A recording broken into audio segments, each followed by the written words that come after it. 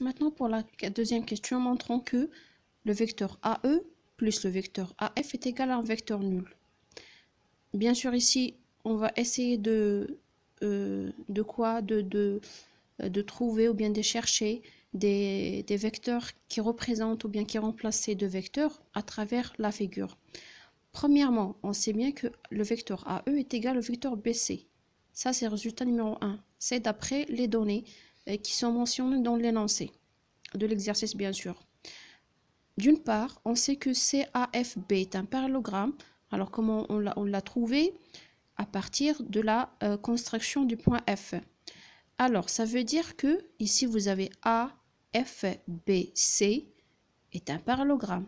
Alors, qu'est-ce qu'on sait? Lorsque vous avez un parallélogramme, vous pouvez extraire ou bien trouver plusieurs vecteurs qui sont égaux. Alors, nous, ce qui nous intéresse, c'est de chercher qui est le vecteur qui est égal au vecteur AF. Alors, vous allez trouver qui est le vecteur, c'est le vecteur quoi? CB. Ça, c'est le résultat numéro 2. Maintenant, ce qu'on va faire, comme on l'a déjà expliqué, on va remplacer ces deux vecteurs par les vecteurs, les nouveaux vecteurs qu'on a trouvés. Alors, la relation est la suivante. Le vecteur AE plus le vecteur AF est égal au vecteur BC plus le vecteur CB. Alors, qu'est-ce que vous remarquez ici? Vous avez C et C, ça veut dire l'extrémité de ce vecteur pardon, et quoi? Et le même nom, ou bien le même point qui représente l'origine de l'autre vecteur. Alors ça vous vous rappelez, c'est la relation de Chasles.